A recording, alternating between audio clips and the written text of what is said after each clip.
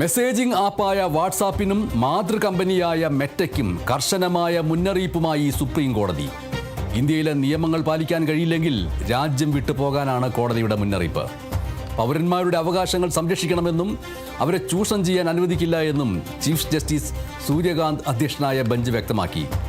ഉപയോക്താക്കളുടെ ഡാറ്റ മെറ്റയുമായി പങ്കിടുന്നതിനെതിരെ കോമ്പറ്റീഷൻ കമ്മീഷൻ ഓഫ് ഇന്ത്യ 213 കോടി രൂപ പിഴ ശിക്ഷ വിധിച്ചിരുന്നു. ഇതിനെ ചോദ്യം ചെയ്ത് മെറ്റയും വാട്സപ്പും നൽകിയ ഹർജി പരിഗണിച്ചുകൊണ്ടാണ് കോടതി ഈ സുപ്രധാനമായിട്ടുള്ള മുന്നറിയിപ്പ് നൽകിയിരിക്കുന്നത്. ഇവിടുത്തെ നിയമങ്ങൾ പാലിക്കാൻ കഴിയുന്നില്ലെങ്കിൽ ഇവിടുത്തെ പൗരന്മാരുടെ സുരക്ഷ പ്രഥമ പരിഗണനയോടുകൂടി കണക്കാക്കാൻ കഴിയുന്നില്ല എങ്കിൽ രാജ്യം വിട്ടു പോവുക എന്നാണ് മെസ്സേജിംഗ് ആപ്പായ വാട്സാപ്പിനും മാതൃകമ്പനിയായ മെറ്റയ്ക്കും സുപ്രീം കോടതി കർശനമായിട്ടുള്ള മുന്നറിയിപ്പ് നൽകിയിരിക്കുന്നത്.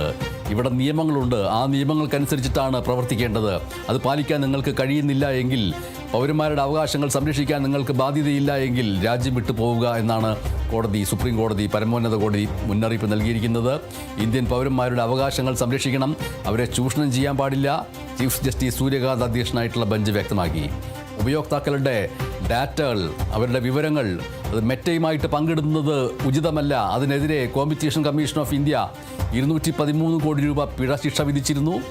ആ പിഴ ശിക്ഷാ വിധിക്കെതിരെ മെറ്റയും വാട്സപ്പും ഹർജി നൽകിയിരുന്നു. ആ ഹർജി പരിഗണിക്കുന്നതിനിടയിലാണ് സുപ്രീം കോടതി ഈ കാര്യം സൂചിപ്പിച്ചിരിക്കുന്നത്. ഇന്ത്യയിലെ നിയമങ്ങൾ പാലിക്കാൻ കഴിയില്ലെങ്കിൽ രാജ്യം വിട്ടു പോവുക എന്ന്.